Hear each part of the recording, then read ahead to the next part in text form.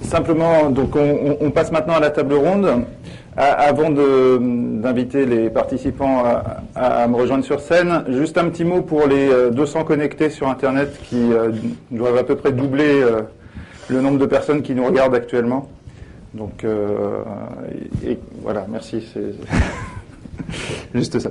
Donc, si Franck Friedfield-Belborn, veut bien rejoindre la scène, Nicolas Fro, Yuen Chenet et Xavier Moisan, on va faire une petite table ronde sur le thème qui nous intéresse là, à savoir le marketing 2.0. J'en profite pendant qu'il s'installe pour revenir un peu sur le sujet et aux fondamentaux. Là, on a vu des techniques, on a vu des façons de faire, on a vu des produits. Ce qui a changé radicalement, et pourquoi on parle de marketing 2.0, c'est la place qu'a le consommateur dans cette histoire et le fait qu'il ait pris le pouvoir. Et ça, on ne l'a pas redit. Juste pour l'anecdote, et puis chacun se présentera ensuite, mais il faut se souvenir il a pris le pouvoir en 2004, grosso modo, avec une histoire assez drôle dont on a beaucoup parlé à l'époque et qui reste, encore dans les mémoires, à savoir la publication d'une vidéo aux États-Unis sur un antivol à $50 qu'un internaute avait réussi à ouvrir avec un stylo bille. Cette vidéo a été vue 10 millions de fois en une semaine. Et au final, Kryptonite, le fabricant, a été obligé de rappeler l'intégralité des antivols en question, a perdu grosso modo 10 millions de dollars et le cours de son action a baissé de 25%. À partir de là, et on commence à parler de marketing 2.0 à partir de 2005. Parce que, quelque part, ce qu'il faut, c'est faire face à ce nouveau pouvoir du consommateur.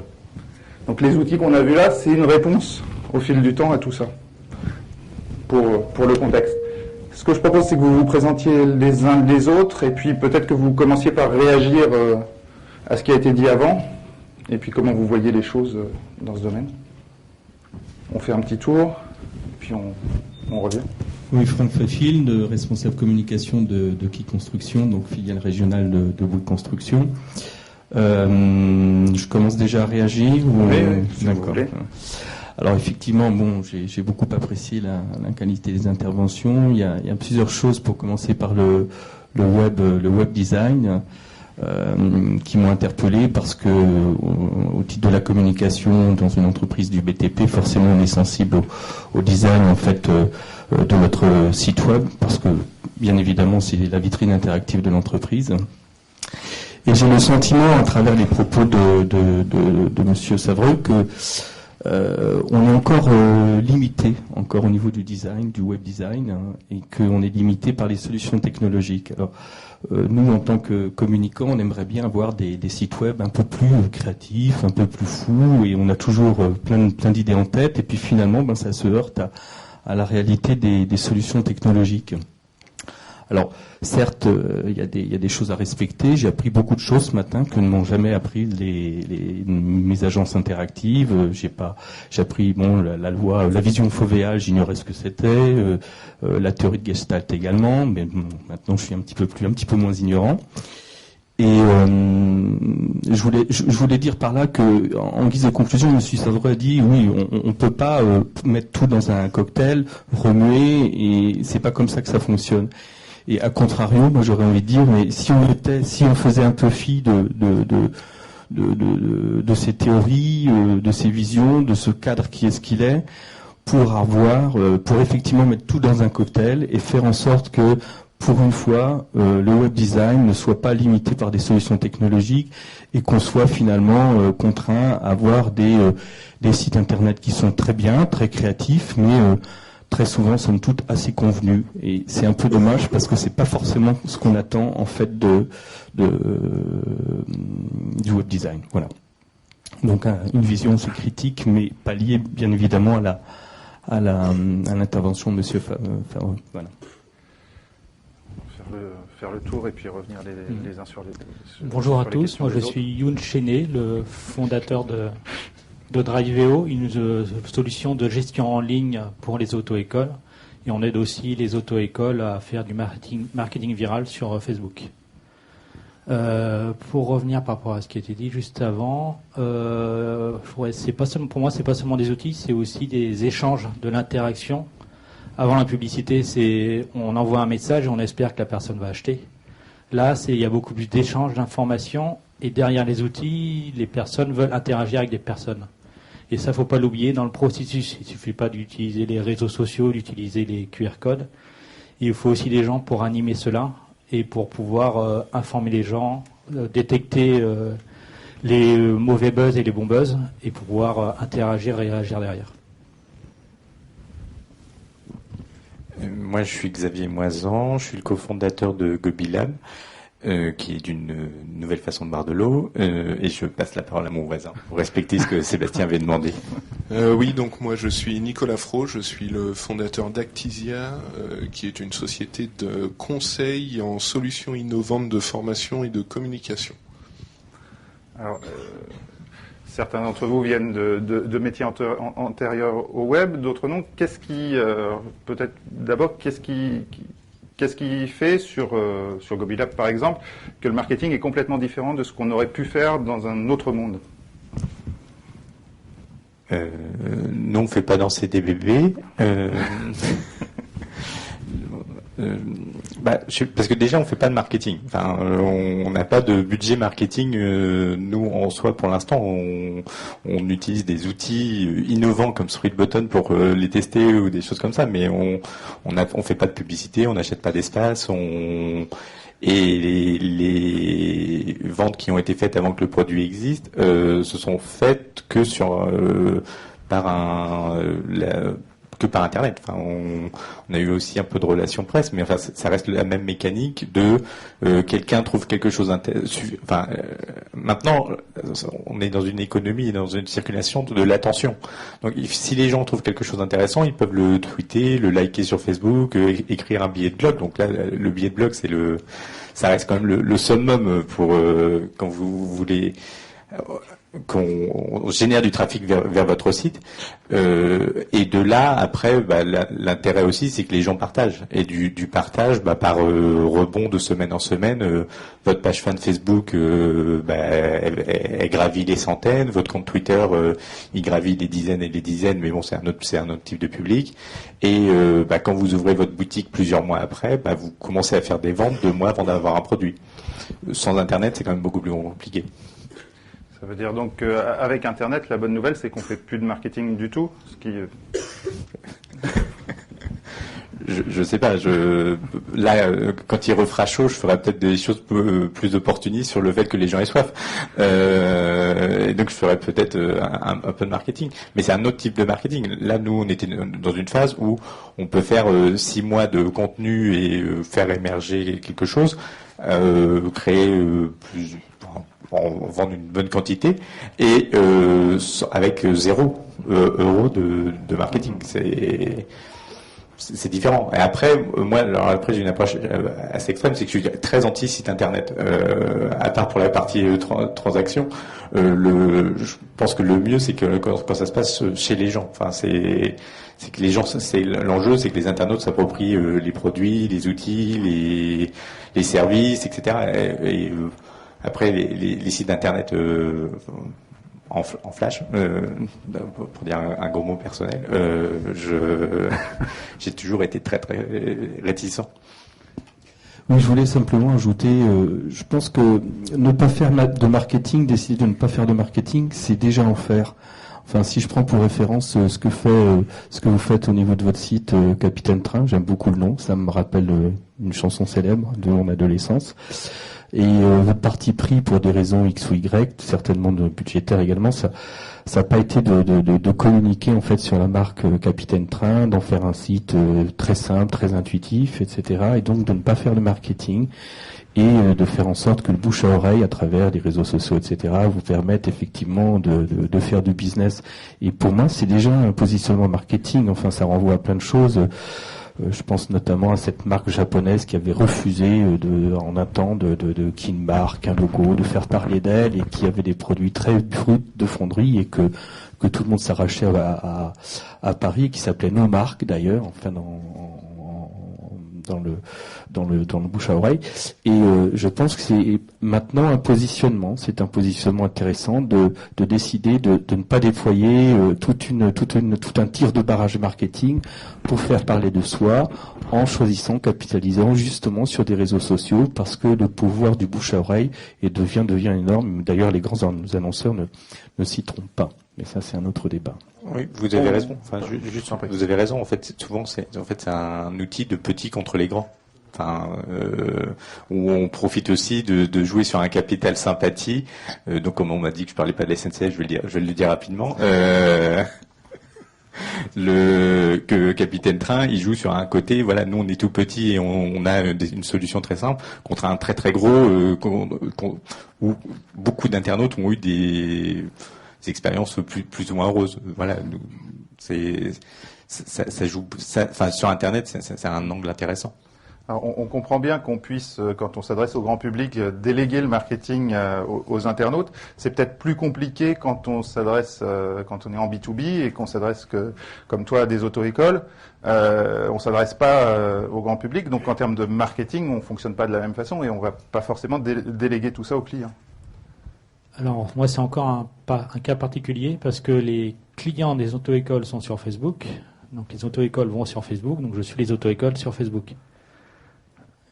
Par contre, si je vais sur d'autres réseaux sociaux, c'est uniquement pour prendre du terrain pour la suite, mais c'est pas pour avoir des gens pour le moment. Donc on peut avoir le même mode de fonctionnement en B2B ? Oui, par exemple, moi j'ai eu quelques chats avec des auto-écoles où on commençait le processus de vente, avant de faire des échanges par mail, par téléphone et tout ça. Ça a commencé sur Facebook à la suite d'un message, etc. À la suite après avoir donné de l'information. Nicolas Fro, par rapport à votre propre expérience ? Moi, en fait, je trouve que quand on parle marketing 2.0 aujourd'hui, comme l'a montré les différents intervenants, c'est surtout de la personnalisation et de l'interactivité. Et à ce niveau-là, je pense que la notion de gamification est quand même assez importante. Donc, c'est le fait d'ajouter une couche de jeu là où parfois il n'y en a pas. Et d'ailleurs, on l'a très bien vu avec l'exemple des Serious Games tout à l'heure.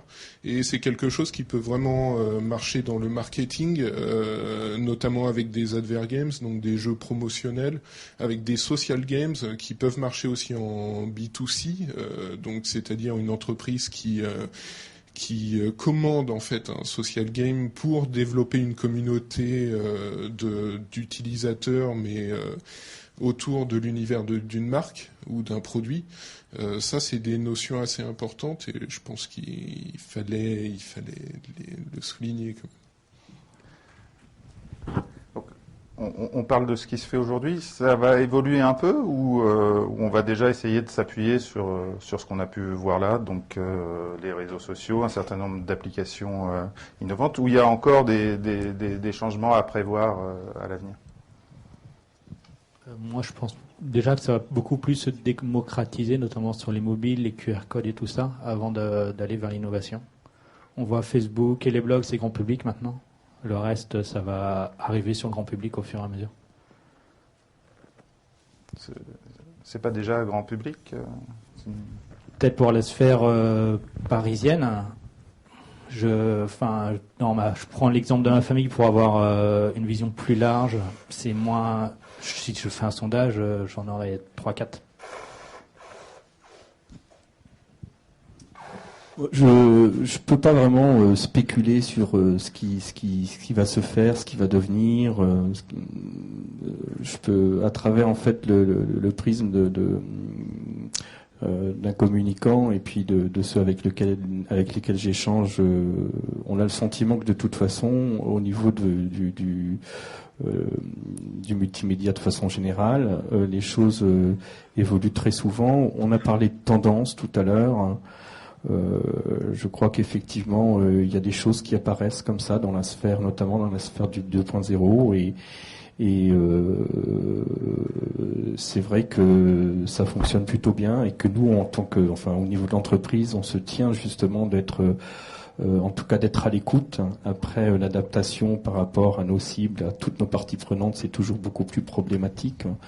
On n'est pas forcément un secteur d'activité dont le BTP comme étant perçu comme, en tout cas, très au fait de ces choses-là. Et on se pose d'ailleurs beaucoup de questions sur une visibilité sur les réseaux sociaux encore, même si nos effectifs sont quand même essentiellement composés de ce que vous appeliez la génération Y. C'est pas parce que les réseaux sociaux font fureur qu'on doit absolument y être. Et si on doit y être, il faut vraiment choisir le bon pour ne pas se tromper. Et puis il y a tout l'aspect maîtrise de l'information qui est assez particulier et qui, pour les entreprises, constitue toujours, malgré tout, un problème. Donc voilà, donc moi je peux pas spéculer sur l'avenir. Voilà, j'ai appris une chose très intéressante. Et enfin, je connaissais les serious games, mais c'est vrai que c'est quelque chose qui peut effectivement faire en sorte que toutes les parties prenantes sur un site web, notamment, peuvent à travers un serious game découvrir un petit peu plus en profondeur ce qu'est le cœur de métier d'une entreprise. Et ça, c'est très bien, je trouve. Maintenant, la durée de vie des serious games, je sais pas. Je pense pas que ce sera très long, comme beaucoup de choses au niveau de la toile. Voilà. Là-dessus, au niveau de la durée de vie des serious games, à mon avis, c'est que le début. Et en fait, justement, ça se démocratise aussi au niveau des technologies, etc. Et comme le disait Jérôme Leleu, c'est en pleine phase de démocratisation et a priori les PME, c'est la prochaine phase. Les PME devraient se lancer dedans, sachant que c'est vrai qu'actuellement la croissance en fait, il est prévu que le marché soit multiplié par 7 d'ici 2015. Et donc, a priori, ça devrait être quand même un mouvement assez général. Après, le serious game restera pas forcément comme tel qu'il l'est aujourd'hui, je pense. Notamment par rapport au e-learning, je pense qu'il y aura des frontières à redéfinir vraiment concrètement. Parce qu'aujourd'hui, en fait, c'est assez flou. Donc, tel qu'est le serious game aujourd'hui, peut-être que ça durera pas, mais le phénomène serious game, c'est-à-dire l'apprentissage par le jeu ou la sensibilisation par le jeu, c'est quelque chose qui, en tout cas en tant que concept, est tout à fait pertinent et efficace.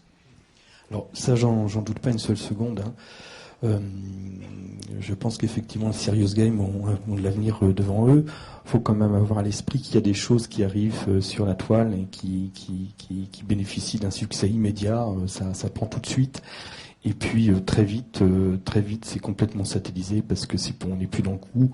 Je pense à un truc complètement différent, mais à un moment c'était la grande mode des lip dubs. Maintenant, il n'y a pas plus ringard que les lip dubs, et ça a eu une durée de vie de 2 ans, même pas. Donc bon, il y a cet aspect des choses.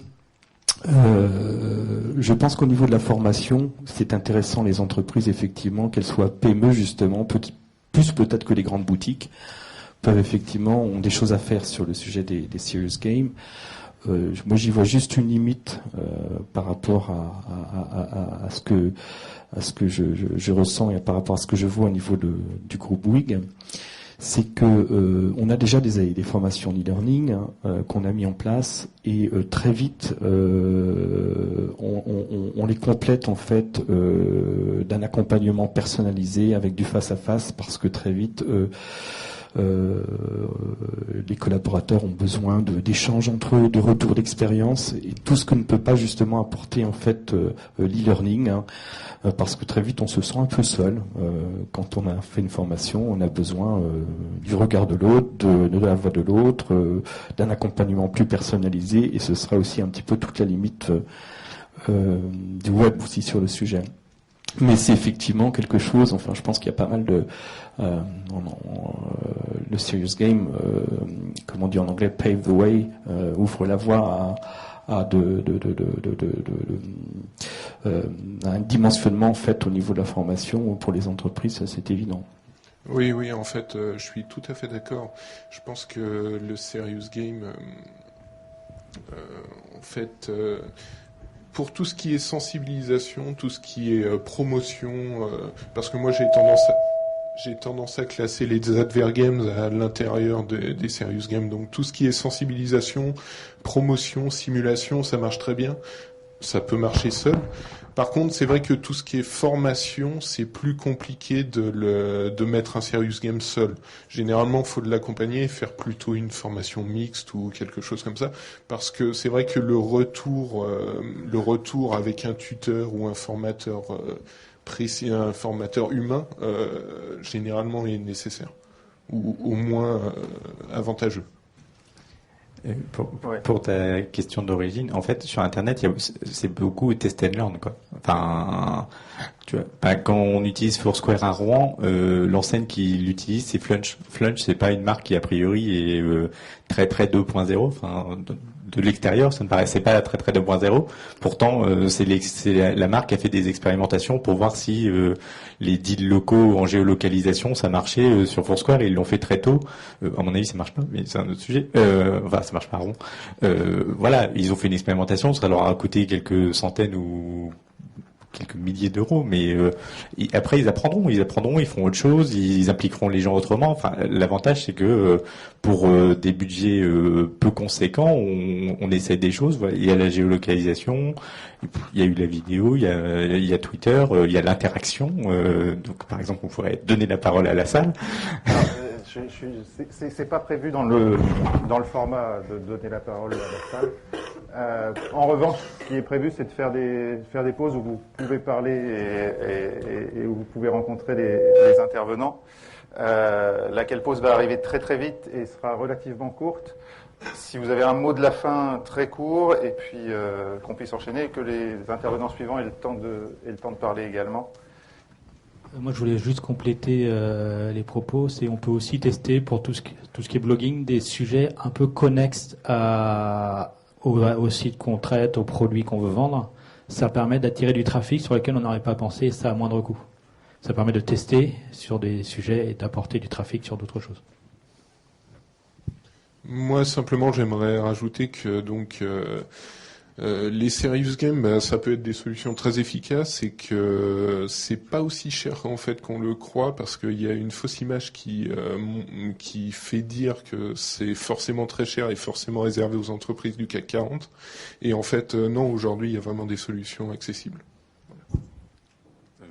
Après, moi je pense que les choses circulent. Alors, je l'ai pas fait exprès, mais je venais de parler de Flunch, et bon, comme je suis un très mauvais garçon, je regarde mes replays Twitter pendant que je suis sur scène. Et en haut de ma timeline, il y a Flunch sur Foursquare, c'est bien. Faut juste qu'il pense à avertir les caissières pour le café gratuit. Donc après, il y a un autre problématique, c'est que Internet, c'est pas déconnecté de la vie, quoi. C'est que si vous dites des choses, il faut que ça soit dans l'organisation des entreprises, parce que là, c'est le cas concret on a utilisé un truc hype en géolocalisation, et on s'est raté sur l'organisation dans l'entreprise, et résultat, quelqu'un se plaint sur Internet, sur Twitter, par rapport à la promotion. Donc ça, c'est un petit problème. J'ai un petit problème. C'est bien le consommateur qui est en train de reprendre le pouvoir et de réclamer son café. Ce que je vous propose, c'est de faire une pause. Nous aussi, on a le droit à un café. Voilà.